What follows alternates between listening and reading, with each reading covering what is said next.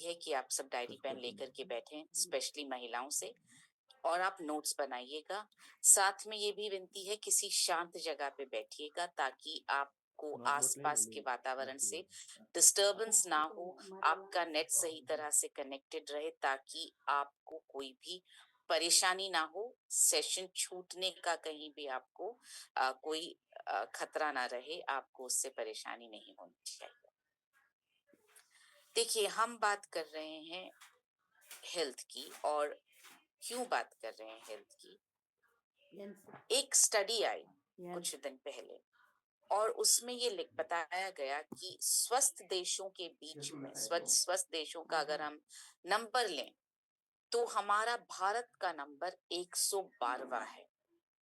हमारे पूरी दुनिया में देश हैं 206, और 206 में से अगर हमारे देश का नंबर 112 है तो सोचिए हमारे यहाँ स्वास्थ्य की स्थिति कितनी खराब है। और इसीलिए हमने ये एक अभियान चलाने का निर्णय किया है कि हम भारत को स्वस्थ बनाएंगे। भारत जनसंख्या में सबसे नंबर 1 देश है। अगर हमारे लोग, अगर हमारे नागरिक, अगर हमारा परिवार एकदम स्वस्थ हो जाए तो सोचिए हम कितनी जल्दी एक विकसित देश बन सकते हैं। जब हम ये जो रिपोर्ट की मैं बात कर रही हूँ, इंडिया फिट रिपोर्ट, ये 2024 में आई थी। उसके अनुसार भारत में 57% महिलाएं अस्वस्थ श्रेणी में आती हैं। आधी से ज्यादा महिलाएं अस्वस्थ श्रेणी में आती हैं। और अक्सर हम ये कहते हैं कि सरकार की जिम्मेदारी है स्वास्थ्य को इम्प्रूव करना, फैसिलिटीज को इम्प्रूव करना, हॉस्पिटल्स को इम्प्रूव करना, सारी सुविधाओं को इम्प्रूव करना। मैं आपसे बोलना चाहती हूँ, स्वस्थ रहने की जिम्मेदारी सरकार की नहीं, स्वस्थ रहने की जिम्मेदारी मेरी खुद की है, आपकी और मेरी। और इसी जिम्मेदारी को उठाने के लिए हमने ये एक बहुत बड़ा अभियान का बीड़ा उठाया है, भारत को स्वस्थ बनाने का अभियान। और स्वस्थ बनाने का मतलब आप सब समझते हैं, स्वस्थ बनाने का मतलब बीमारी का ना होना, स्वस्थ बनाने का मतलब बहुत अच्छी तरह से, बहुत मन से, बिना किसी परेशानी के जीवन जी पाना।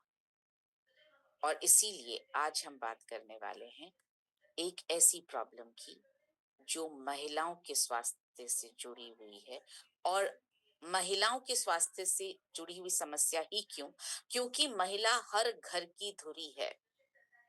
महिला स्वस्थ है तो हर घर स्वस्थ है। और महिला अगर स्वस्थ है तो न सिर्फ आज की पीढ़ी स्वस्थ है, बल्कि महिला के स्वास्थ्य से, एक माँ के स्वास्थ्य से कल की पीढ़ी भी इम्पैक्ट होती है। आपने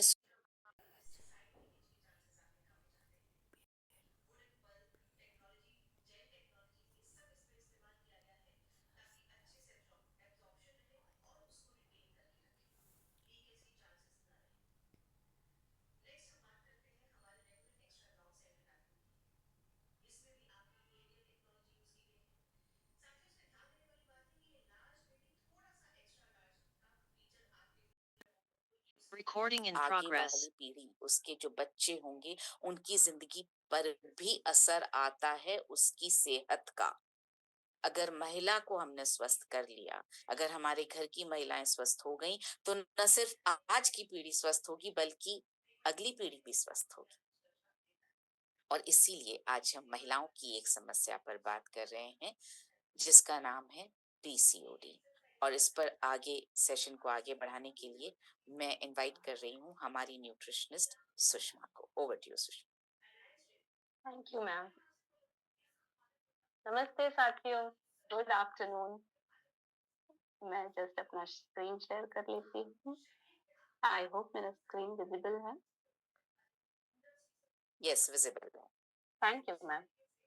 पॉलीसिस्टिक ओवेरियन डिजीज, डिफिकल्ट लग रहा है वर्ड।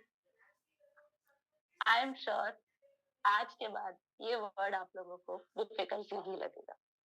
हम ये पूरा वीक, ये पूरा सप्ताह, ये पूरा सीरीज आपको इसकी जानकारी देने के लिए ये कितना सरल है और कैसे इसे इजीली हम हमारे जीवन शैली को स्वस्थ बना सकते हैं, ये जानकारी देने के लिए हम ये पूरा वीक आपके साथ रहने वाले। सो पीसीओडी को मैनेज करने के लिए इन आज को मिलाकर और अगले 4 दिनों में हम हमारे पूरे टीम आपके साथ रहने वाले हैं, इसके बारे में बातें करने वाले हैं, जानकारियां लेने वाले हैं, बहुत सारे मिथ और फैक्ट हम क्लियर करने वाले हैं। ठीक है, तो चलिए जानते हैं इन टीम में कौन कौन जुड़े हुए। सबसे पहले डॉक्टर ऐश्वर्या। डॉक्टर ऐश्वर्या एक तीसरी पीढ़ी की आयुर्वेदिक डॉक्टर है। जी हाँ, ये मुंबई से बिलोंग करती है और इनके इन 7 सालों के वर्षों के अनुभव में इन्होंने 280 से भी अधिक रोगियों को रोग मुक्त किया है और वो भी बिना एलोपैथी दवाइयों के निर्भर रहते हुए। जी हाँ, और इनकी सबसे खास बात क्या है पता है कि ये ट्रेडिशनल और मॉडर्न सॉल्यूशन को मिलाकर लोगों को स्वस्थ करती है, यानी कि ये अपने पारंपरिक ज्ञान को अपने इस नए जमाने नए दौर के टेक्नोलॉजी से साथ में मिलाकर लोगों को स्वस्थ करती है। और ये अपने होलिस्टिक अप्रोच से, नाड़ी परीक्षण एक्सपर्ट तो है ही, लेकिन ये लोगों के मन को, शरीर को और आत्मा को भी संतुलन में रखते हुए एक होलिस्टिक वे में लोगों का उपचार करती है। हमारी अगली स्पीकर हम सबकी प्यारी मनीषा मैम। जी हाँ, मनीषा मैम एक लाइफ ट्रांसफॉर्मेशन कोच के साथ रिफाइनमेंट कोच है, यानी कि ये लोगों को तराशती है, हीरो को तराशती है, लोगों के जीवन शैली को बदलती है। और आप भी जानते हैं इन्होंने हजारों लोगों के जीवन को सकारात्मक में बदलाव किया हुआ है। इनकी सरल वाणी से सच में हम मनमोहित हो जाते हैं। तो इनकी जो ये स्किल्स है, लोग बस सुनते रहते हैं, है ना? और इनके जो एक्सपर्टीज है स्वास्थ्य में, फाइनेंशियल में, सामाजिक में, इनके साइकोलॉजिकल पहलू से ये लोगों के जीवन को बदलती है। लोगों के कम्युनिकेशन स्टाइल्स को, उनके सामाजिक व्यवहार को, ग्रूमिंग, ओवरऑल पर्सनालिटी को ये चेंज करती है।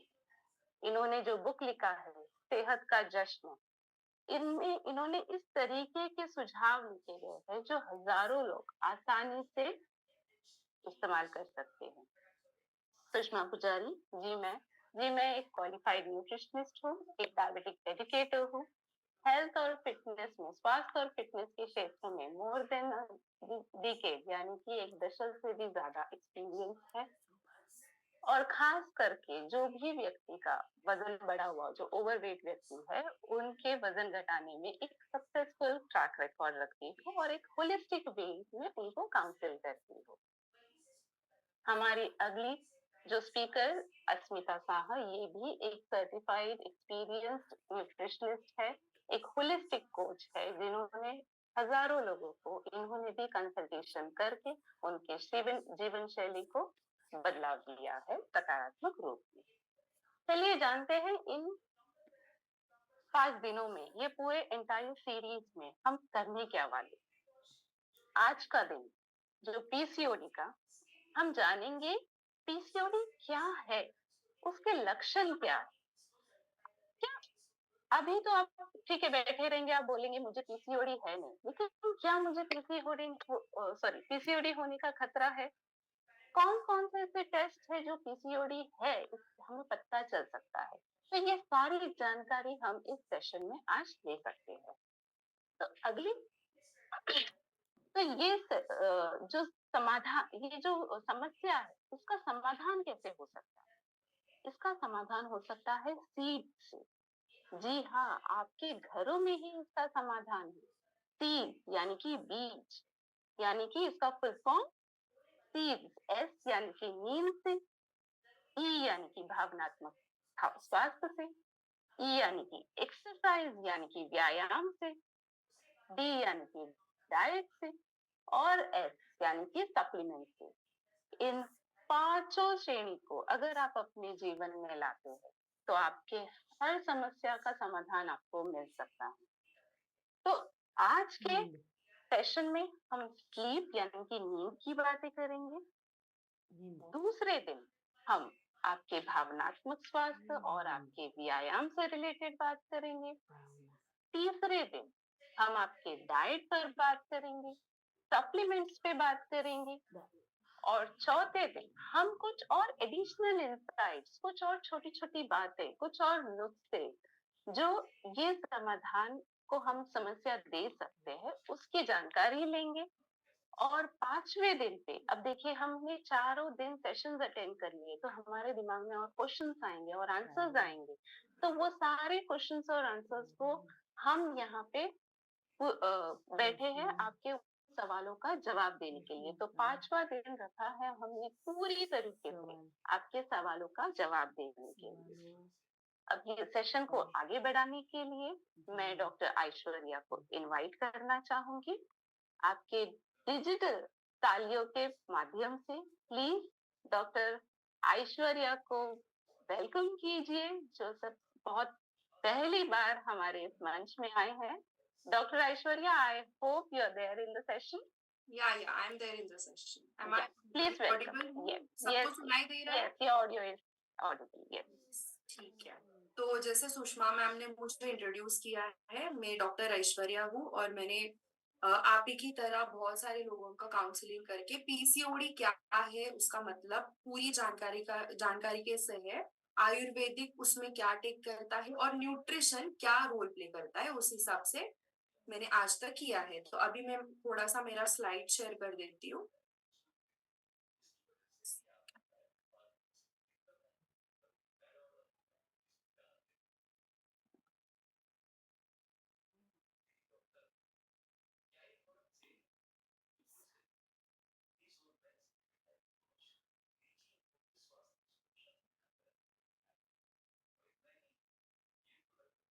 एक मिनट, कुछ प्रॉब्लम है शायद।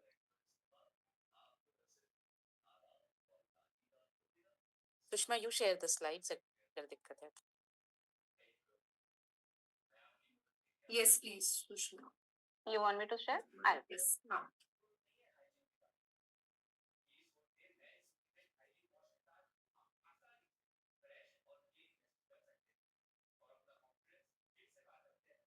तो जैसे आज का पहला दिन है उसमें हम लोग समझेंगे कि पीसीओडी मतलब क्या है। जैसे उसमें पॉली का मतलब है बहुत सारी, मतलब उनकी संख्या ज्यादा है। सिस्ट का मतलब है गांठें, जो गांठें तैयार होती है वो। ओवरी का मतलब है हमारा अंडाशय, और उसका पूरा मिला के मतलब होता है पीसीओडी, मतलब अंडाशय में होने वाली बहुत सारी गांठें। अभी ये गांठें जो है उनके तैयार होने के बहुत सारे कारण होते हैं जिनकी वजह से पीसीओडी हो जाता है। Next slide. पीसीओडी एक हार्मोनल समस्या है जिसमें जो हमारे अंडाशय है वो ज्यादातर मेल हार्मोन्स का उत्पादन करती है। इसके कारण ओवरीज में जो एग्स है, मतलब अपने जो अंडे हैं, वो ओव्यूलेट नहीं हो पाते। अभी ओव्यूलेशन जो होता है उस ओव्यूलेशन में जो अपने अंडे हैं वो मैच्योर होके बाहर आते हैं, फिर आगे का प्रोसीजर हो जाता है। तो ये जो अंडे हैं वो ओव्यूलेट ना होने के कारण वो वहीं पे जमा हो जाते हैं और उसकी साइज बढ़ जाती है। Next slide. एक महिला जो होती है उसमें जो ये ओवरी है ये परिपक्व अंडे रिलीज करती है, मतलब वो बाहर निकालती है और ये अंडे फिर आगे जाके फर्टिलाइज हो जाते हैं, फर्टिलाइज नहीं होते, और इस वजह से वो अनयूज या फिर उसका यूज नहीं होता है। तो मासिक धर्म जैसे हमारे पीरियड्स है वो पीरियड्स आने में शरीर से निकल जाता है। इसको कहते हैं normal period cycle. Next slide. PCOD में ये जो अंडे है वो ओव्यूलेट ना होने की वजह से जो यूटेरस है उसकी जो परत है जिसको हम लोग एंडोमेट्रियम बोलते हैं वो बड़ी हो जाती है, और नॉर्मल साइकिल में ये टूट कर मासिक धर्म के दौरान निकल जाती है, बट पीसीओडी में वो वैसे की वैसे ही रह जाती है, वो निकल नहीं पाती है। Next slide please. मासिक धर्म का जो अनियमित होना पीसीओडी के लक्षण का पहला रूप है। जो मासिक धर्म है उसका अनियमित होना हो सकता है कि पीसीओडी से ग्रस्त जो भी कोई महिला है, जो भी कोई महिला जिसको पीसीओडी है या फिर उनको पता नहीं है कि उनको पीसीओडी है या नहीं, उनको 2-3 महीने तक मासिक धर्म ठीक तरीके से आता नहीं है, कभी कभी आता भी है, पर उस टाइमिंग में उनको ठीक तरीके से ब्लीडिंग भी नहीं होता है, और कभी कभार दवाई लेके उनको वो मासिक धर्म को प्रोत्साहन देना पड़ता है। Next slide. दूसरी बात यह है कि मासिक धर्म के दौरान बहुत कम रक्तस्राव होना, ये उसका दूसरा लक्षण है। बहुत ही कम रक्तस्राव होता है, जैसे हार्डली 1-2 ड्रॉप्स होना पहले दिन, दूसरे दिन भी 1-2 ड्रॉप्स होके वो रुक जाता है। Third slide. अभी और एक लक्षण जो है, जो कॉमन बहुत सामान्य रूप में औरतों में दिखाई देता है, वो है होठों पर, तोड़ी पर, चेहरे पर, पीठ पर, छाती पर बहुत सारे बाल आ जाते हैं। वो बहुत ही मतलब अलग ही दिखता है, तो महिलाओं को वो भी पता नहीं चलता कि हो किस वजह से है, तो इसका कारण पीसीओडी भी हो सकता है। Fourth slide. और अनियमित बालों का झड़ना, उसका पतले होना, पुरुषों की तरह गंजापन आना, जैसे कहीं कहीं पे गंजापन आ रहा हो, जैसे आपको आपके सामने के यहाँ पे गंजापन आ रहा हो, या फिर अचानक से आपका बालों का झड़ना बढ़ गया हो, या फिर वो पतले होना, ये भी एक पीसीओडी का मुख्य रीजन है। चेहरे के दोनों साइड में, जैसे हमारे ये साइड्स है, यहाँ पे पीठी आना मतलब पिंपल्स आना, जो बहुत कॉमन स्वरूप में देखा जाता है, वो आना, वो भी एक पीसीओडी का मुख्य लक्षण है। अचानक से कोई औरतें बताती है कि हमारा अचानक से वजन बढ़ गया है, ये 1 मंथ या 2 मंथ में हमारा वजन बढ़ गया है, पता नहीं चल रहा है, खाना तो हम कम खा रहे हैं या फिर उतना ही खा रहे हैं, फिर भी हमारा वजन बढ़ गया है। तो उसका भी एक कारण पीसीओडी है। और उसके बाद भी कभी कभी महिला ये भी बताती है कि हम लोगों ने अभी ही खाना खाया है, फिर भी हमको वापस से एक बार भूख लगती है, बहुत हम लोग खा रहे हैं, या फिर हम लोग व्यायाम भी कर रहे हैं, पर फिर भी हमारा वजन कम नहीं हो रहा है। उसका भी कारण पीसीओडी या फिर हार्मोनल इम्बैलेंसेस हो सकता है। Next slide.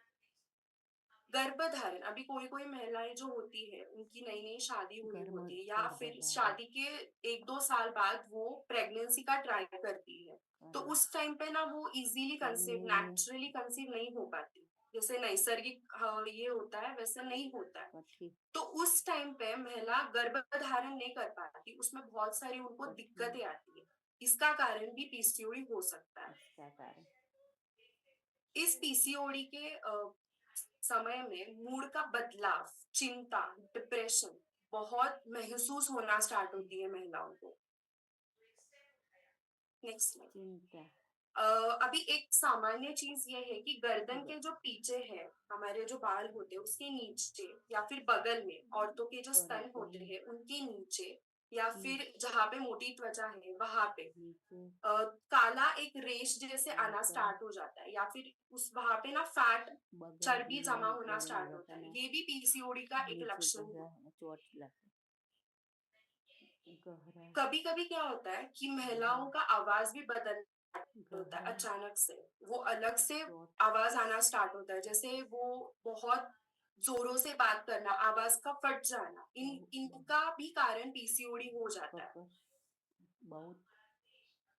नींद में, अभी जो महिलाएं रात को नींद में होती है, वो कभी कभी खर्राटे लेती है, जो सामान्य तौर पर वो सामान्य नहीं है, वो असामान्य है, इसका कारण भी पीसीओडी एक कारण है, इसका एक लक्षण है पीसीओडी का।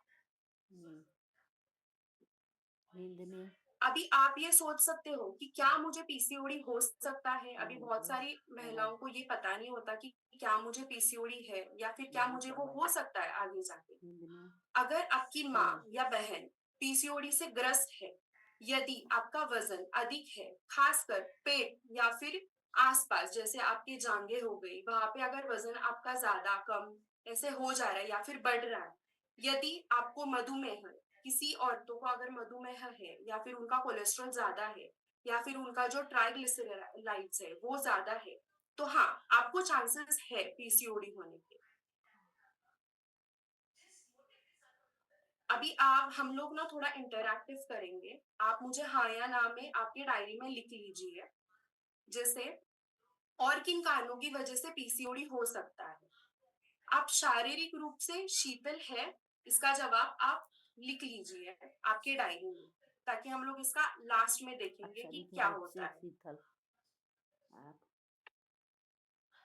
शरीर हो गया आपका सबका? आप मुझे शरीर बता के सकते हो। थोड़ा सा जल्दी जल्दी करेंगे। आप किन कारणों से आप सॉरी अस्वस्थ भोजन आप अस्वस्थकर भोजन, मतलब आप जो आहार ले रहे हो वो स्वस्थ भोजन है क्या? ज्यादा खाती आप खाती है क्या? और आप दिन में 6-7 बार खाती है क्या? इसका भी जवाब आप हाँ या ना में लिख दीजिए।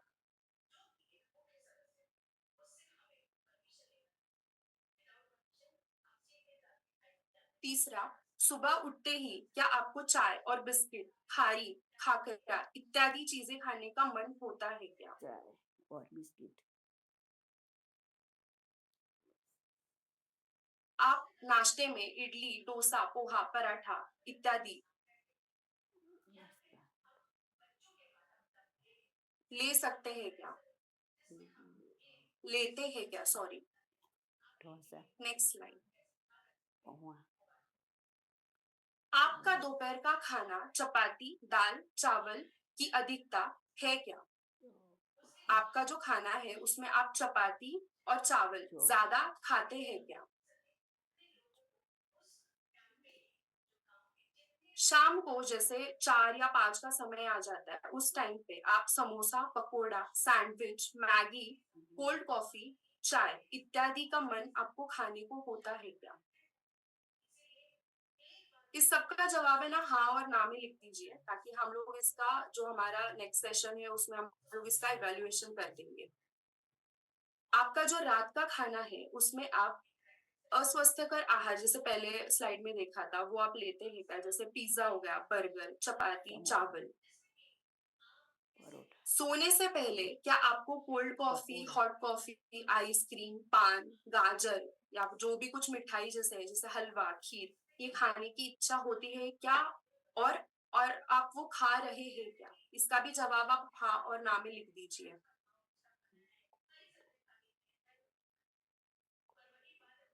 फ्रिज में रखा हुआ 1-2 दिन का जो पुराना बासी खाना है वो आप करती है क्या?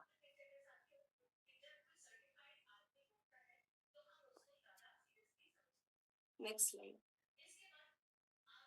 अभी थोड़ा सा साइकोलॉजिकल आएंगे हम लोग दिमागी तौर पे। जैसे छोटी छोटी बातों में आपको परेशानी हो जाती है क्या तुरंत? जैसे अभी मैंने अगर आपको कुछ कहा तो आप तुरंत उस पर सोचना, थोड़ा सा बेचैनी होना, ये आपको होता है क्या?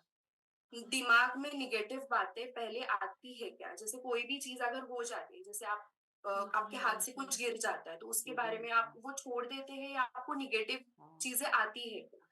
खुद निर्णय लेने की बजाय लोगों से पूछते हैं, जैसे जो कॉन्फिडेंस है आपका, वो आपका कॉन्फिडेंस टूट तो नहीं जा रहा है? इसका जवाब भी आप लिख दीजिए, बहुत महत्वपूर्ण है ये। मन की बात पूरी ना हो तो हताश हो जाती है क्या आप? मतलब जैसे आपके मन में अगर कुछ चीजें हैं और वो पूरी नहीं हो रही है तो आपकी चिड़चिड़ या फिर आपको नैराशा ऐसे कुछ आती है क्या? दिन में 2 घंटे से ज्यादा आप मोबाइल यूज कर रहे हैं क्या? आजकल तो टेक्नोलॉजी का जमाना है, तो आप उसमें कितना मोबाइल यूज कर रहे हैं उसका भी आप जवाब लिख दीजिए। अगर 2 घंटे होगा तो हाँ लिख दीजिए, कम होगा तो कम लिख दीजिए, ज्यादा भी होगा 2 घंटे से तो वो भी आप वहां पे लिख दीजिए। आप घर में प्लास्टिक की बोतल में पानी रखती है क्या? या खाना आप प्लास्टिक के कंटेनर्स में रखती है क्या? जो भी आप स्टोर करते रहेंगे वो आप प्लास्टिक के कंटेनर में स्टोर करते हो? आप पानी प्लास्टिक के बॉटल से पी रहे हो? ये भी आप वहां पे लिख दीजिए। जो भी पसंद आ जाए उस शैम्पू से बाल धो लेती है। आप जो भी आपका जो भी शैम्पू है उसके पसंद से आप आपके बाल धो रही है क्या? वो भी वहां पे लिख दीजिए। आपकी रसोई में नॉन स्टिक और एल्यूमिनियम के बर्तनों में खाना बनता है क्या? ये बहुत बहुत इंपॉर्टेंट सवाल है और बहुत कॉमन सवाल है जो बहुत सारी बीमारियों का कारण भी है। Next slide. जो भी पसंद आए उस साबुन से नहा लेती है क्या? जो भी पसंद आ जाए वो कॉस्मेटिक्स यूज कर लेती है क्या? इसका जवाब हाँ ना में लिख दीजिए। टॉयलेट क्लीनर, बर्तन धोने का लिक्विड, कपड़े धोने का साबुन जो सस्ता है वो आप लेती हो क्या? आपको पता ही नहीं है कि इन सब में कितना नुकसान है पहुंचने वाला है, केमिकल्स होते हैं क्या? ये आपको पता है क्या? ये भी आप लिख लीजिए वहां पे।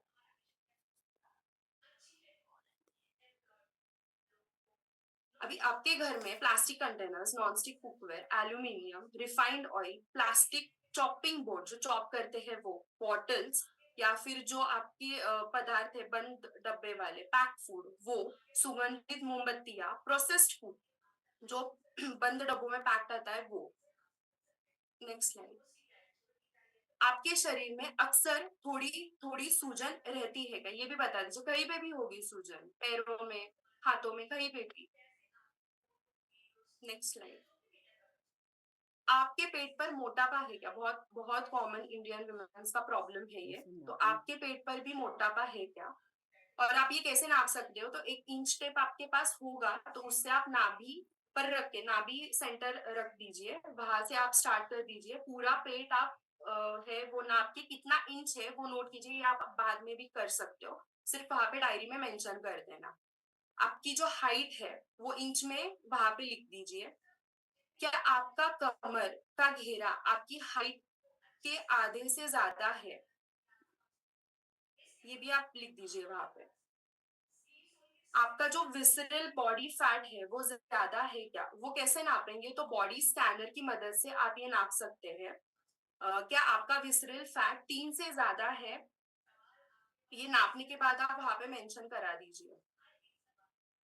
क्या आप प्री डायबिटिक हो? आपने कभी चेक किया है किसी ने? अगर नहीं किया होगा तो आप वहां पे वो चेक करके लिख दीजिए। नॉर्मल जो शुगर का रेंज है वो 100 से 140 के बीच में आना चाहिए। अगर वो ज्यादा होगा तो वहां पे आप मेंशन कर दीजिए। जितने ज्यादा हाँ उतना ज्यादा पीसीओडी होने का खतरा हो सकता है। यदि आपकी जो बिटिया है कि 8 साल उम्र है और उसके प्यूबिक हेयर आ गए हैं तो आगे चलकर पीसीओडी होने का खतरा बढ़ जाएगा। ये एक कॉमन साइन है उसका। अभी मैं कैसे जान सकती हूँ कि मुझे पीसीओडी है? तो पहली बात जो हम लोगों ने पहले स्लाइड में देखा तो वो है कि 2-3 महीने में मासिक धर्म नहीं आता है। तो हम लोग क्या करते हैं? डॉक्टर के पास जाते हैं और हम लोग अल्ट्रासाउंड करते हैं। डॉक्टर आपके अंडाशय जो है उनका आकार देख के आपको जांच करके बताते हैं कि वो आकार बड़ा है या नहीं। वो रिपोर्ट से पता चल जाता है। दूसरी बात ये है कि खून की जांच, जैसे ब्लड टेस्ट। तो पुरुषों के जो हार्मोन्स होते हैं उसका स्तर की जांच हो जाती है। फिर ब्लड ग्लूकोज यानी रक्त शर्करा, मतलब जो शुगर होती है उसको चेक किया जाता है। उसके साथ कोलेस्ट्रॉल, ट्राइग्लिसराइड्स की भी जांच हो जाती है। अगर इन तीनों चीजों में बढ़ावट नजर आई, उच्च स्तर नजर आया तो पीसीओडी की संभावना अधिक है। तीसरी बात यह है कि यूरिक एसिड टेस्ट, जो सूजन आपको आती होगी बॉडी में कहीं पे,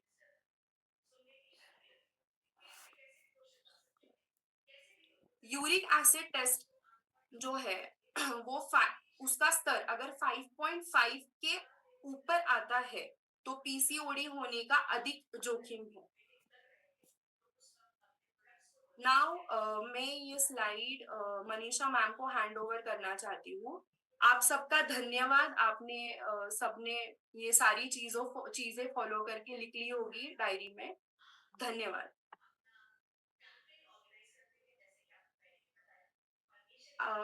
I'll hand it over to क्या करूँ Manisha.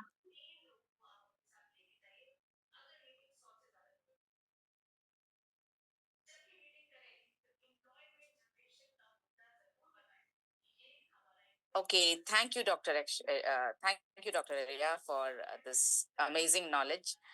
Uh, मेरे ख्याल से आपको कुछ चीजें समझ आई होंगी। एक बार जो हाँ नहीं की लिस्ट हमें बनानी थी, एक बार वापस उसको समझ लेते हैं कि क्या चीजें हम आपसे कहना चाह रहे हैं। कैसे चेक करेंगे आप कि आपको पीसीओडी होने का रिस्क, खतरा हो सकता है क्या? पीसीओडी नहीं भी तो किसी भी तरह की और सेहत से संबंधित बीमारी का खतरा हो सकता है क्या? ये कब हो सकता है? जब हमारी जीवन में इनमें से कोई भी चीज प्रेजेंट हो। कौन कौन सी चीजें हैं वो? अगर आप एक्सरसाइज प्रॉपर नहीं कर रही हैं, आप फिजिकल रूप से शिथिल लाइफ लीड कर रही हैं, तो पॉसिबिलिटी है कि आपको पीसीओडी हो, या आपका वजन बढ़े, आपका पेट पर से वजन बढ़े, या हो सकता है कि आपको कॉन्स्टिपेशन का प्रॉब्लम शारीरिक हो रूप जाए। से शिथिल तो है। पीसीओडी के साथ साथ और भी बहुत सारे इश्यूज हो सकते हैं अगर आप फिजिकल रूप से ठीक नहीं है तो। अगर आप फिजिकल रूप से शिथिल हैं, एक्टिव नहीं हैं, तो आपको हाँ लिखना है। और अगर आप फिजिकल रूप से एक्टिव हैं, आप एक्सरसाइज करती हैं, वॉक करती हैं, तो आपको अपनी लिस्ट में नहीं लिखना है। ये हम टेस्ट करने की कोशिश कर रहे हैं कि आपको पीसीओडी होने के चांसेस हो सकते हैं क्या। आप अगर अनहेल्दी फूड ले रही हैं, अनहेल्दी भोजन खा रही हैं, तला हुआ खा रही हैं, बहुत ज्यादा मक्खन वाली, बहुत ज्यादा फैट वाली चीजें आप खा रही हैं, चीनी खा रही हैं, आप बहुत ज्यादा नमक वाली बहुत ज्यादा चीजें खा रही हैं, या आप दिन में 6-7 बार खा रही हैं, तो लिखिए हाँ। और अगर आप हेल्दी खाना खाती हैं, आप सोच के हेल्दी खाती हैं, आप दिन में 6-7 बार नहीं खाती हैं, तो आप वहां पर अपनी डायरी में लिखिए नहीं। आप सुबह उठते ही चाय पीना, इसके साथ खारी, खाखरा, बिस्किट, ये सब लेने की आपकी आदत है क्या? तो अगर आदत है तो लिखेंगे आप हाँ। आदत नहीं है, आप नहीं लेती हैं, तो आप लिखेंगी नहीं। नाश्ता आपका बहुत हेवी होता है क्या? डोसा, पोहा, उपमा, इडली, ये सब होता है क्या आपके नाश्ते में? पराठा। तो अगर ऐसा है तो आप लिखेंगी हाँ। इनमें से कोई भी चीज अगर आपके नाश्ते में है तो आप लिखेंगी हाँ। इनमें से कोई भी, अगर कोई भी चीज नहीं है आपके नाश्ते में, तो आप लिखेंगी नहीं। दोपहर के खाने में ऐसा होता है क्या कि थोड़ी सब्जी और बहुत सारी चपाती, 2-3 चपाती, या चपाती और चावल मिक्स करके आप खा रही हैं, तो आप लिखेंगी हाँ। शाम के वक्त जब चाय का वक्त होता है, तब समोसे, पकोड़े, सैंडविच, चाय के साथ बिस्किट, कुछ नमकीन, या अगर गर्मी का मौसम है तो कोल्ड कॉफी या कोई ठंडी चीज आप शाम को ले रही हैं। रात के खाने में आपका गाजर का हलवा, बहुत खीर, ज्यादा मैदे वाला खाना, सेवई। पिज्जा, बर्गर, या बहुत सारी चपाती, इस तरह का खाना होता है क्या? सोने से पहले कुछ मीठा पान खाने की आदत है, या कोल्ड कॉफी पी ली जाए, या गरम दूध चीनी डाल करके मस्त आपकी पीने की आदत है क्या? आइसक्रीम खाने की आदत है क्या? ये सारी चीजें अगर हैं, तो मन होता है या नहीं ये इम्पोर्टेंट नहीं है। आप खाती हैं कि नहीं खाती हैं? अगर खाती हैं तो आप लिखेंगी हाँ। आप नहीं खाती हैं तो आप लिखेंगी नहीं। फ्रिज में रखा हुआ भोजन करती हैं क्या? हम महिलाओं की बहुत आदत होती है, फ्रिज में बची हुई पुराना सब्जी भोजन रखते हैं और करके उसके बाद हम ही खा करके खत्म करते हैं, क्योंकि हमें ये मालूम है मेरे फैमिली मेंबर्स की सेहत बहुत इंपॉर्टेंट है, उनको ताजा खिलाना चाहिए। मगर मुझे अपनी सेहत इंपॉर्टेंट नहीं लगती, तो मैं 1-2 दिन का बचा हुआ भी खा लेती हूँ। अगर ऐसी आदत है आपकी तो आप लिखेंगी हाँ। जैसा डॉक्टर ऐश्वर्या ने कहा, ये पॉइंट्स बहुत इंपॉर्टेंट है। छोटी छोटी बातों में परेशान हो जाना, नेगेटिव सोचने लग जाना। सपोज कीजिए बच्चा टाइम पे घर पे नहीं आया, इमीडिएटली नेगेटिव थॉट्स आने लग जाएंगे। हस्बैंड ने कुछ बोल दिया, इमीडिएटली आपको परेशानी होने लग जाएगी। किसी ने कुछ बोल दिया जरा सा, तो आपके मन में वो बातें घूमती रहेंगी। कोई आपको छोटा सा डिसीजन भी लेना है कि मुझे बाहर जाना है, किसी से मिलने जाना है, तो मैं ऑटो करके जाऊं, मैं गाड़ी लेकर जाऊं, मैं अपना स्कूटर लेकर जाऊं, मैं किसी के साथ जाऊं, मतलब छोटे छोटे निर्णय लेने में भी आपको ऐसा लगता है क्या किसी से पूछ लूं। एक निर्णय तो हम ऑफ कोर्स सबसे पूछ के लेते हैं, खाने में क्या बनेगा, ये निर्णय हम हमेशा अपने घर वालों से पूछ कर लेते हैं, क्योंकि हमें वो इसलिए लेते हैं क्योंकि हमें उनकी पसंद का खाना बनाना है, इसलिए नहीं कि हम निर्णय नहीं ले सकते। लेकिन अदरवाइज क्या आपको ऐसा लगता है कि मैं अपने छोटे छोटे निर्णय खुद नहीं ले पाती, मुझे लगता है किसी से पूछ लिया जाए। आपकी मन की बात पूरी ना हो तो क्या आपको गुस्सा आता है, रोना आता है, दुख होता है, ऐसा कुछ लगता है क्या? इसमें से किसी का भी जवाब अगर हाँ आता है आपके मन में तो हाँ लिखिएगा। अगर दिन में 2 घंटे से ज्यादा मोबाइल आप यूज कर रही हैं, मेरे ख्याल से ये जवाब तो 100% सबका हाँ आएगा ही, क्योंकि हम 2 घंटे से ज्यादा तो बिल्कुल यूज करते हैं फोन पे। बात ही हम 2 घंटे तो करते ही हैं, उसके अलावा इंटरनेट सर्फिंग है, सब कुछ है, तो ऑब्वियस है कि ये जवाब सबका हाँ आने वाला है। अब बात करते हैं कि घर में ये प्लास्टिक के कंटेनर्स मेरी तो बहुत पसंद है, हम सबकी बहुत पसंद है। कंटेनर्स को लेकर के तो घर में लड़ाई भी हो जाती है। मेरा कंटेनर था, कहाँ गया, ऑफिस में खोकर आ गए, छोड़ दिया, हाँ, बच्चे प्लास्टिक टिफिन के अगर भूल कर कंटेनर्स आ में गए स्कूल में तो हमें गुस्सा आ जाता है। पर क्या आपके घर में स्टील के कंटेनर्स यूज होते हैं या क्या प्लास्टिक के कंटेनर्स यूज होते हैं, ये आपको ध्यान में रखना है, रखते हुए जवाब देना है। मेरी मम्मी के वक्त, मतलब जब आज से 30 साल पहले स्टील के कटोरदान यूज होते थे। धीरे धीरे हम मॉडर्न होते चले गए हैं, हमने प्लास्टिक के कंटेनर्स यूज करना शुरू कर दिया है। अगर आप भी मॉडर्न हो गए हैं, प्लास्टिक के कंटेनर्स यूज करने लगे हैं तो हाँ लिखिए। और अगर नहीं, अभी भी आपके घर में वो पुराने जमाने के स्टील के कंटेनर्स यूज होते हैं, बहुत अच्छी बात है, आप नहीं लिखिए यहाँ पर। शैम्पू यूज करती हैं, शैम्पू क्यों लिखा गया है यहाँ पर? ये सारे वो प्रोडक्ट्स हैं, शैम्पू, साबुन, बर्तन धोने का साबुन, कपड़े धोने का साबुन, जो आपकी स्किन, आपके बहुत आसपास रहते हैं, आपके शरीर में प्रवेश करने का इनके पास ऑप्शन होता है। तो ऐसे केमिकल्स होते हैं इसमें जो आपके शरीर में प्रवेश करते हैं। इसलिए क्या आप शैम्पू जो भी समझ में आ जाए, जो भी मिल जाए, जो पसंद आ जाए वो यूज कर लेती हैं क्या? नॉन स्टिक में खाना बनता है क्या? एल्यूमिनियम के बर्तनों में खाना बनता है?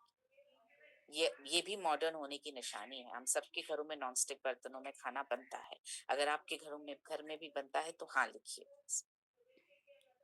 जैसे मैंने आपसे कहा, साबुन आप कौन सा यूज कर रही हैं? आप कभी लेबल पढ़ती हैं क्या साबुन का? कॉस्मेटिक्स आप कौन से यूज कर रही हैं?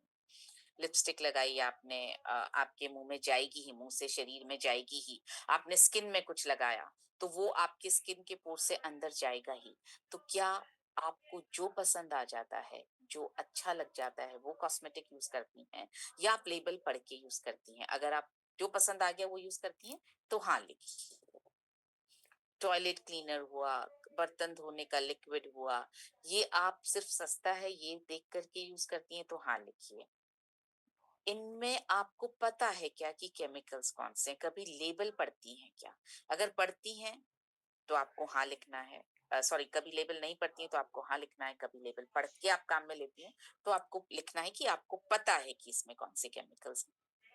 ये लिस्ट है अपने अपने घर में कुछ हानिकारक चीजों की।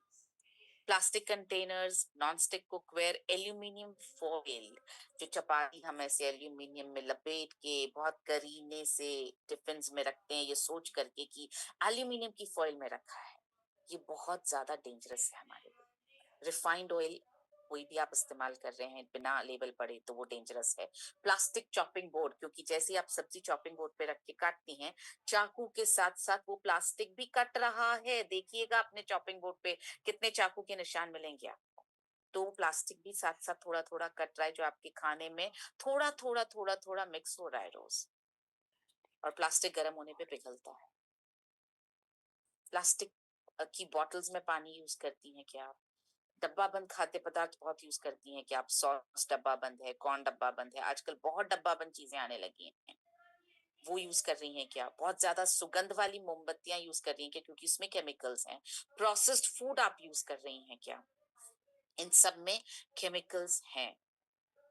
आपके शरीर में अक्सर थोड़ी थोड़ी सूजन रहती है क्या? पता कैसे करेंगी सूजन है क्या? अक्सर महिलाओं को पता इसलिए चलता है, अंगूठी जो आपने पहनी हुई है हाथ में, सुबह उठती हैं तो वो अंगूठी टाइट हो गई, निकल नहीं रही है, निशान पड़ गए हैं। आपने जो चूड़ी पहनी हुई है, सुबह पता चला उस चूड़ी के निशान पड़ गए हैं, तो इसका मतलब आपके शरीर में सूजन रहती है। अगर रहती है तो आप लिखेंगे हाँ। अब आते पेट का मोटापा नापना है। वैसे हमारे इंडिया में अक्सर पेट पर मोटापा होता ही है महिला। आप नाप के पता कर लीजिए मोटापा है या नहीं। आप इंच टेप को रखिए अपनी नाभि पर, इंच टेप को पूरा गोल घुमाइए पेट के चारों तरफ, आपके हाथ में इंचेस में नाप आएगा। आपकी हाइट आपको नापनी है इंचेस में, आपका कमर का घेरा ये जो आपने नापा वो आपकी हाइट से आधे से कम होना चाहिए। एग्जाम्पल, अगर आपकी 150 हाइट है, आपका कमर का घेरा जब आप नापें तो वो 75 इंच से कम होना चाहिए। ये आपको ध्यान रखना है, अगर नहीं है तो इसका मतलब पेट पर मोटापा है। आगे बढ़ते हैं हम। विसरल फैट कैसे नापेंगे? आपको पता है, बॉडी स्कैनर से आप नाप सकते हैं। आप नापिए, अगर 3 से ज्यादा है तो इसका मतलब विसरल फैट है। इसका मतलब आपके पेट के शरीर के अंदर के अंगों में फैट भरी हुई है। आप प्री डायबिटिक तो नहीं, डायबिटीज है आपको, ये आपको पता होगा क्योंकि ये अब तक आपको किसी ना किसी सिम्टम से पता चल चुका होगा, लेकिन प्री डायबिटीज का अक्सर पता नहीं चलता है।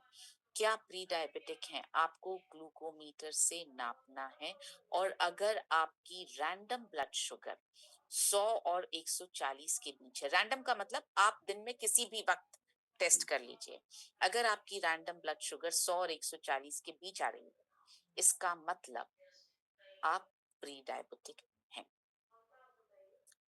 जितने ज्यादा हाँ जवाब आए उतने ज्यादा पीसीओडी होने का आपको खतरा है। और अगर आपको पता ही है यकीनन कि पीसीओडी है, तो ये मान लीजिए ये इनमें से जितनी चीजें पर आपने हाँ लिखा, उन चीजों को आपको अपनी जिंदगी में से हटाना है। ये एक मैंने जितनी मम्मियां यहाँ बैठी हैं उनके लिए हमने ये स्लाइड डाली है।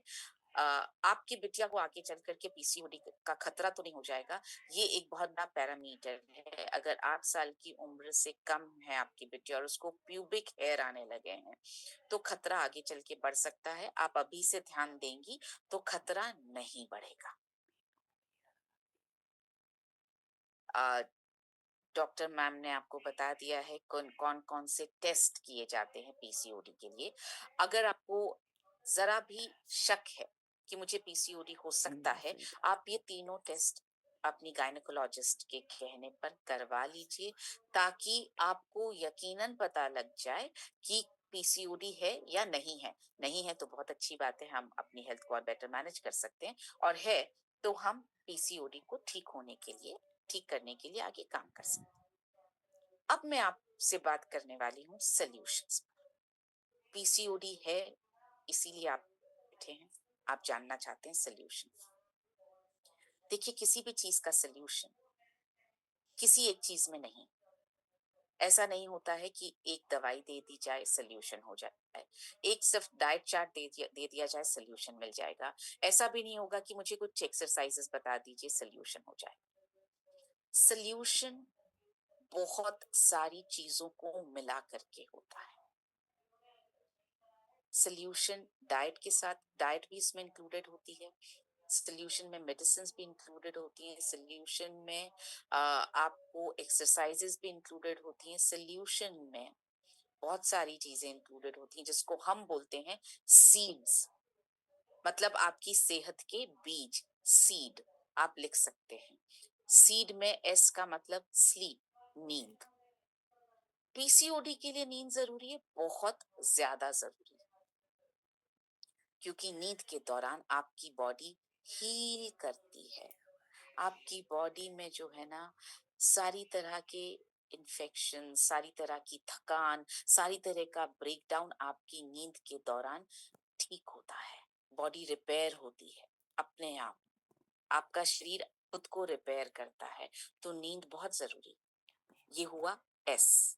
फर्स्ट ई है इमोशनल हेल्थ, स्ट्रेस कम करना है आपको, अपने इमोशंस को आपको ठीक रखना है, बेसिकली खुश रहना। खुश कैसे रहना है, कैसे रह सकती हूँ मैं खुश? सिर्फ ऐसे हा हा हा ऐसे हंस के, कि कोई और तरीके भी हैं? तो मैं दूसरे बहुत सारे तरीकों पर आपसे हम बात करेंगे कि आप खुश कैसे रह सकती हैं। सेकेंड ई है एक्सरसाइज। एक्सरसाइज में क्या करना है? योगा करना है, वॉक करना है, योगा करना है, वॉक करना है, यही तो बताते हैं सब जने। नहीं, पीसीओडी के लिए कुछ एक्सरसाइजेस अलग भी होती हैं जिन पर हम बात करेंगे आपसे। फिर बात करेंगे हम डाइट पर।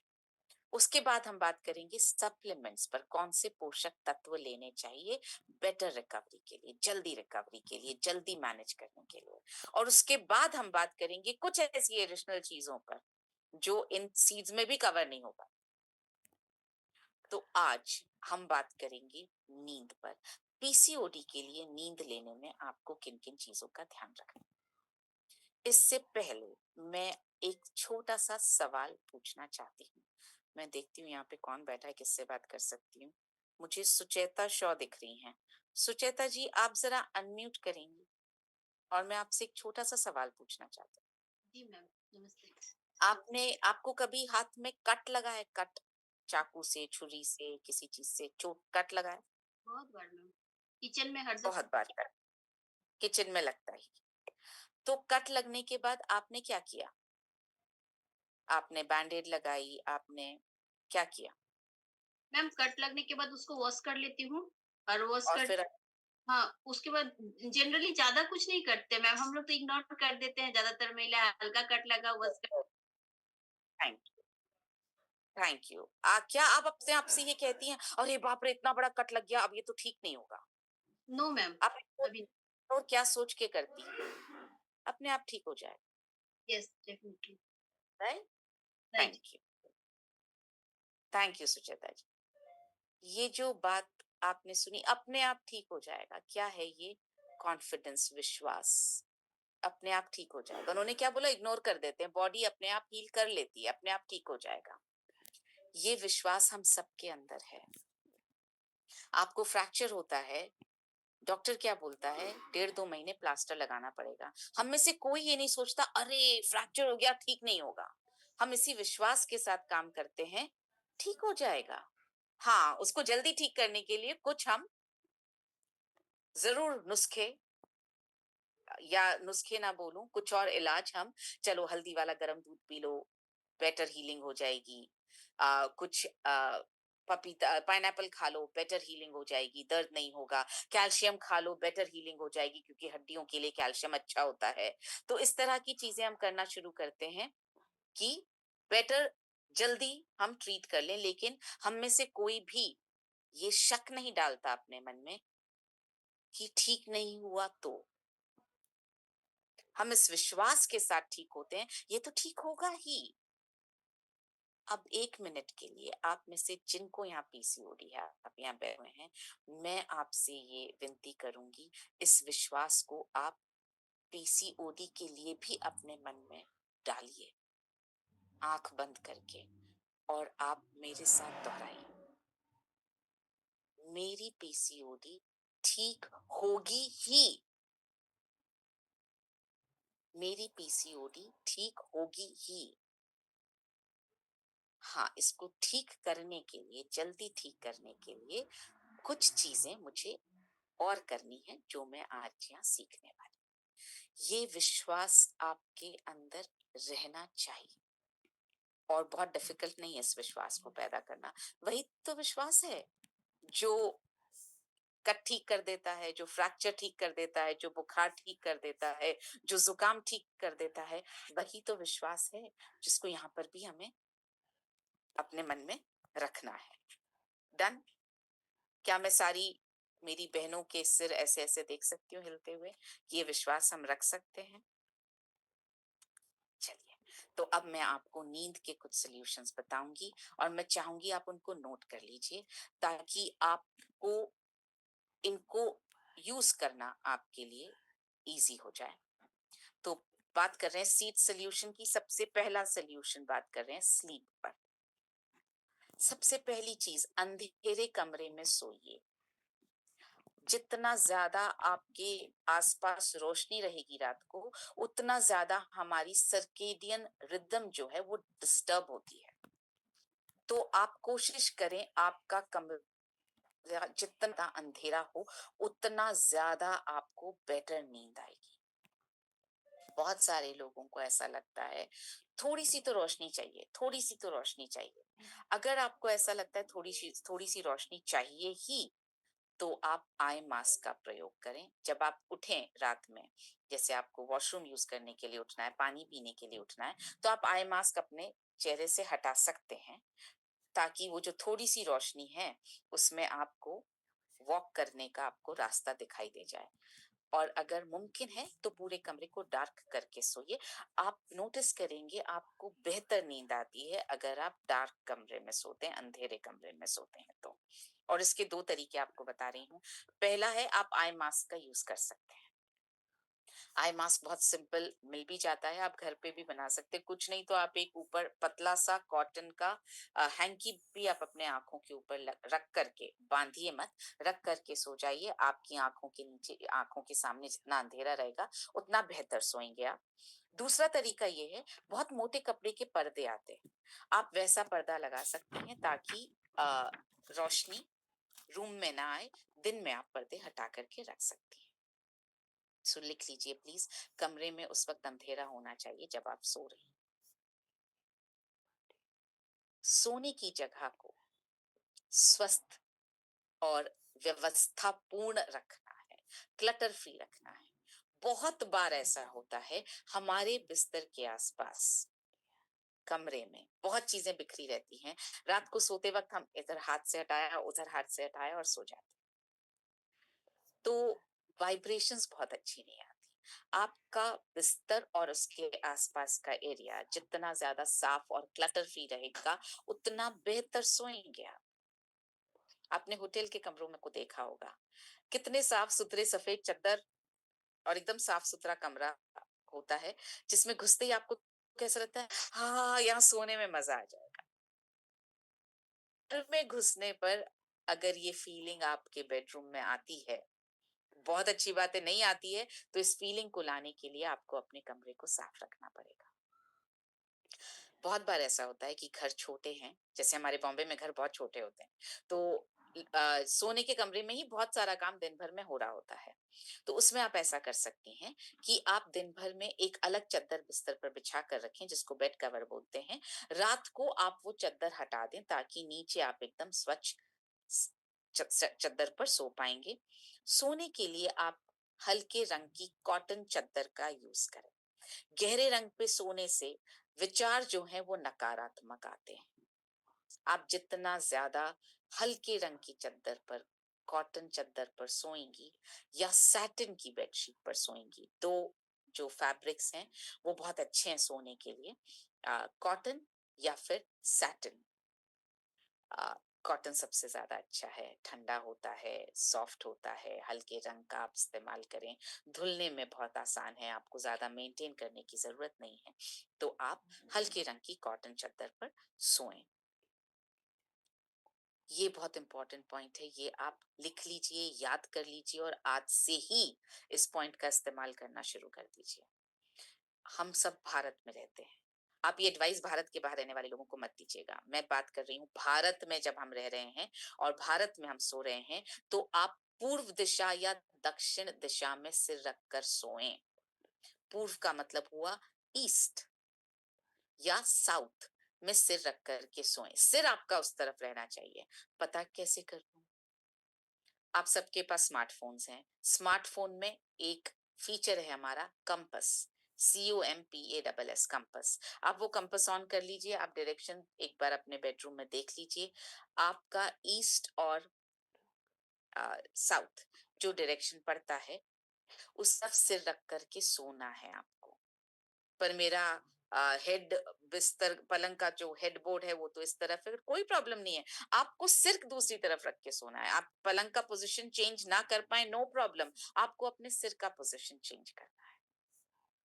उत्तर की तरफ, नॉर्थ की तरफ सिर रखकर मत सोइए, इससे आपकी नींद में बाधा पहुंचती है, क्योंकि ग्रेविटी, अगेंस्ट द ग्रेविटी, जब हमारे थॉट्स पुल होते हैं तो हमारे थॉट्स में बाधा पहुंचती है, हमें बहुत अच्छी शांत नींद नहीं आती है। इसलिए जब तक हम इंडिया में सो रहे हैं तब तक आपको पूर्व दिशा या दक्षिण दिशा में सोना चाहिए। कुछ दिन सो करके एक्सपेरिमेंट करके देखिए, अगर आपको लगता है बेहतर नींद आ रही है तो उसको कंटिन्यू कीजिए। मैंने जब ये समझा और मैंने ईस्ट डायरेक्शन में सोना शुरू किया, मेरी नींद में बहुत ज्यादा अच्छा असर पड़ा। तो मैं अब, मेरा पलंग का हेडबोर्ड किसी भी डायरेक्शन में हो, मैं सोती ईस्ट की तरफ सिर रख करके हूं। अब मैं लास्ट में आपको एक बहुत ही अच्छी टेक्निक बताने वाली हूँ जल्दी सोने में, जो आपकी मदद कर सकती है। और ये टेक्निक, हालांकि अभी सोने का वक्त नहीं है, पर मैं आपके साथ एक बार प्रैक्टिस जरूर करना चाहती हूँ। आपने अगर ये 5 बार प्रैक्टिस कर लिया तो आप अभी ये सेशन खत्म होने के बाद में इमीडिएटली आपका मन करेगा कि आप सो जाएं।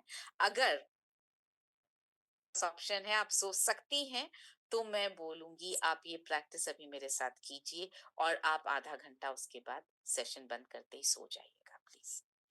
अगर ऑप्शन नहीं है तो अभी आप एक आध बार मेरे साथ प्रैक्टिस कीजिए। आज रात को सोने से पहले आप इस ब्रीदिंग एक्सरसाइज की प्रैक्टिस करके सोइएगा। इसको बोला जाता है बॉक्स ब्रीदिंग और ये साइंटिफिकली प्रूवन एक्सरसाइज है अपनी नींद को एकदम बाधा रहित बनाने के लिए और एकदम जल्दी से सोने के लिए। बहुत लोगों को ऐसा होता है ना कि बिस्तर पे सोने के बहुत देर बाद नींद आती है। यहाँ पर आप इस एक्सरसाइज के जरिए बिस्तर पर सोने के 2 मिनट के अंदर अंदर आपको नींद आ जाएगी। मैं 5 बार से ज्यादा आज तक नहीं कर पाई हूँ, इतनी जल्दी मुझे नींद आ जाती है एक्सरसाइज करने से। तो चलिए शुरू करते हैं। हम अपना एक हाथ रखेंगे अपने चेस्ट पर, सभी कीजिए प्लीज मेरे साथ में। दूसरा हाथ आप रखेंगे अपने पेट पर, ताकि आपको ये पता रहे आपका पेट सांस लेने पर कितना बाहर आ रहा है, सांस छोड़ने पर कितना अंदर जा रहा है। सो एक हाथ रेस्ट पर, दूसरा हाथ रहेगा पेट पर। आपका पेट पर। यहाँ पर आप 4 सेकंड के अंतराल में ये वीडियो चलता हुआ देखेंगे। आपको सबसे पहले 4 सेकंड तक सांस अंदर भरनी है और जब आप सांस अंदर लेंगे तो आपका जो हाथ पेट पर है उससे पता लगना चाहिए आपका पेट फूल करके थोड़ा आगे की तरफ आया है। जाहिर है ना, जैसे गुब्बारे में हवा भरते तो गुब्बारा फूलता है। यहाँ पे आप सांस ले रहे हैं पेट में तो पेट थोड़ा सा आपका फूलेगा, तो आपके हाथ से महसूस होना चाहिए पेट फूला। इसके बाद आप 4 सेकंड के लिए उस अंदर ली हुई सांस को वहीं रोक देंगे। इसके बाद 4 सेकंड तक आप उस सांस को बाहर छोड़ेंगे मुंह के जरिए ऐसे करके, और आपको पता लगना चाहिए आपकी छाती और आपका पेट अंदर गया, क्योंकि सांस बाहर आ रही है, पेट खाली हो रहा है, तो छाती अंदर जानी चाहिए। उसके बाद आप 4 सेकंड तक सांस छोड़ के रखेंगे। फिर से हम नाक के जरिए 4 सेकंड तक सांस लेंगे। ये साइकिल चलेगा। 4 सेकंड नाक से सांस लेना है, 4 सेकंड रोक के रखना है, 4 सेकंड मुंह से छोड़ना है, 4 सेकंड रोक के रखना है, फिर से 4 सेकंड मुंह से सांस लेना है। 4-4 सेकंड का हम ये बॉक्स ब्रीदिंग करेंगे। Let's start. चलिए, एक हाथ आपका चेस्ट पर, एक हाथ आपका पेट पर।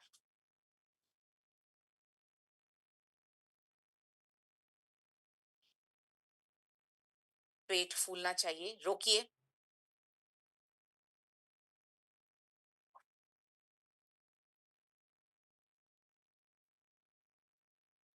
रोकिए, फिर से रोकिए,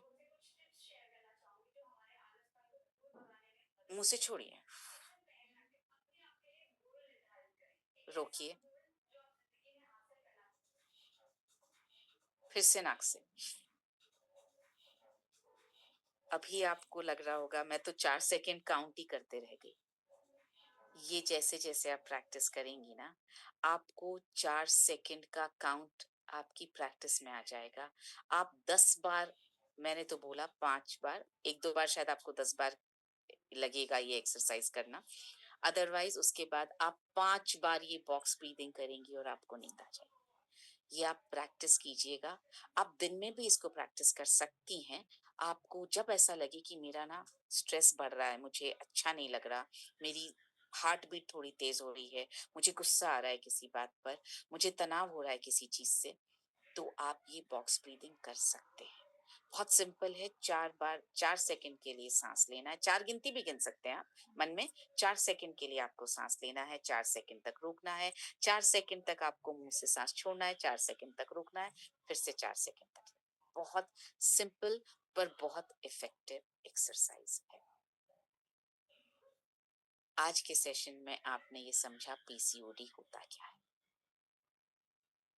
पीसीओडी एक लाइन में समझाया जाए तो अगर हमारी रिप्रोडक्टिव सिस्टम ठीक काम नहीं कर रही, हॉर्मोन्स ठीक से काम नहीं कर रहे हैं, तो हमें मासिक धर्म ठीक से नहीं होता और वो लेयर जो है वो छोटी छोटी मोतियों, छोटी छोटी गांठों जैसी बन जाती है हमारे पेट में। इसको बोलते हैं पॉलिसिस्टिक ओवरीज, मतलब हमारे अंडाशय में बहुत सारी गांठें। आपने कारण भी समझे और आपने पहला सोल्यूशन भी समझा कि नींद, आज आपने जो जो सीखा, डायरेक्शन सीखा आपने, अंधेरा करना सीखा आपने, ब्रीदिंग करना सीखा आपने, ये सब आज इस्तेमाल कीजिएगा। कल हम आपसे थोड़ा सा जानना चाहेंगे कि ये करने के बाद आपको सोने में मदद मिली कि नहीं। अब आपके होंगे कुछ सवाल, क्योंकि सेशन का वक्त हो चला है, सवाल मैं नहीं लूंगी, मगर ये सवाल आप हमारे तक भेज सकते हैं। और कहाँ भेज सकते हैं, मैं आपको देने जा रही हूँ एक व्हाट्सएप नंबर। आप इस व्हाट्सएप नंबर पर सवाल लिख करके भेज दीजिए 9136165652 9136165652। इतना याद रखें, आप इस नंबर पर जो आप सवाल भेजें वो पीसीओडी से संबंधित हों। वो आप अगर लिख करके भेज रहे हैं तो एकदम साफ भाषा में, हिंदी या इंग्लिश में लिख करके भेजें। अगर आपको ऐसा लग रहा है, आप ऑडियो नोट व्हाट्सएप पर ऑडियो रिकॉर्ड करके आप ये सवाल भेज सकते हैं। बहुत लंबा सवाल ना रहे आपका, एकदम नॉर्मल छोटा सवाल, जिसका आप जवाब चाह रहे हैं उतना सवाल भेजिए। हमारी टीम आपको या तो उसी नंबर पर वापस मैसेज करेगी या वो सवाल हम अपने क्वेश्चन आंसर सेक्शन में 5वें दिन पर लेंगे और आपको उसका हम जवाब देंगे। सो इस नंबर को आप नोट करके रख लीजिए। इस नंबर के जरिए आप हम तक पहुंच सकते हैं। और मैं इस प्रार्थना के साथ इस सेशन को आज खत्म करना चाहती हूँ कि हम सबकी सेहत बहुत अच्छी रहे। हमने जो ये स्वास्थ्य अभियान का बीड़ा उठा रखा है, इस स्वास्थ्य अभियान में हम मदद कर पाए और वो ऊपर वाला हमारी मदद कर पाए स्वस्थ रहने में। याद रखिएगा, विश्वास यही रखना है, ये पीसीओडी ठीक हो जाएगी। जिस तरह से जो विश्वास आप कट लगने पर अपने आप को देती हैं, जो विश्वास आप फ्रैक्चर होने पे देती हैं, जो विश्वास आप बुखार होने पर देती हैं, जो विश्वास आप खांसी जुकाम होने पर देती हैं, डाउट आता ही नहीं है मन में, ये कट बड़ा हो गया तो क्या होगा, ऐसा तो कभी डाउट आता ही नहीं है, ठीक हो जाएगा, यही तो आता है मन में। तो वही रखना है पीसीओडी के लिए भी, ठीक हो जाएगा, कोई डाउट की जगह है ही नहीं, ठीक हो जाएगा।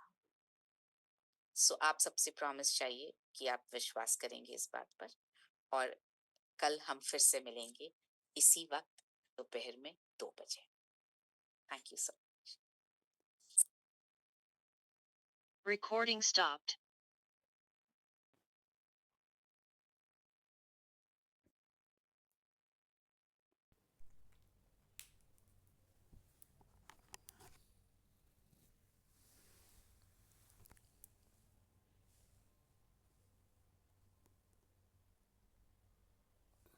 ત્રણ ને 19 થઈ ગયેલા નહીં એમ કહું છું 3 ને 19 થઈ ગઈ 3 ને 19 પૂરું થયું એમ કહું તમે કેટલો અવાજ કે જરીક શાંતિથી પેલું પેટ ઉપર ને છાતી ઉપર હાથ રાખીને કસરતનું કહેતા હતા, જેને ઊંઘ ન આવતી હોય ને એને રાતે છે ને લાઇટ વિના હુવો તો વધારે સારું એમ. પડદો રાખવો કા એવું હોય તો મોઢા ઉપર ઓઢી લેવું. કંઈક તકલીફ હોય તો પેશાબ કરવા ઊભું થવું હોય કે પાણી પીવું હોય તો કે લાઇટ વિના હોઈએ તો સારું એમ કે છે. તો તકલીફ હોય તો નાની લાઇટ રાખવાની.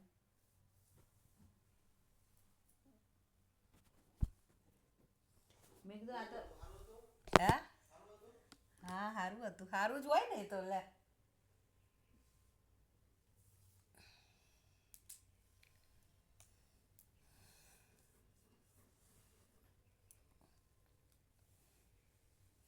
આપણે થોડુંક લખવામાં જલ્દી ના લખાય આપણા કીધે, ખબર છે ને.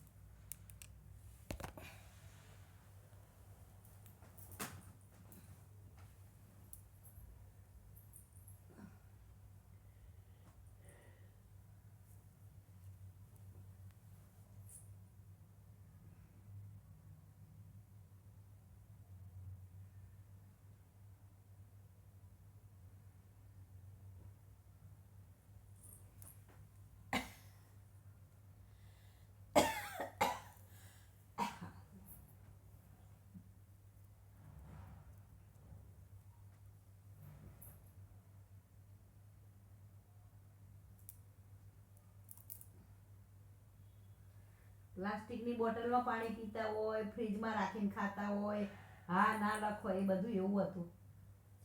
નુકસાનકારક કહેવાય ને.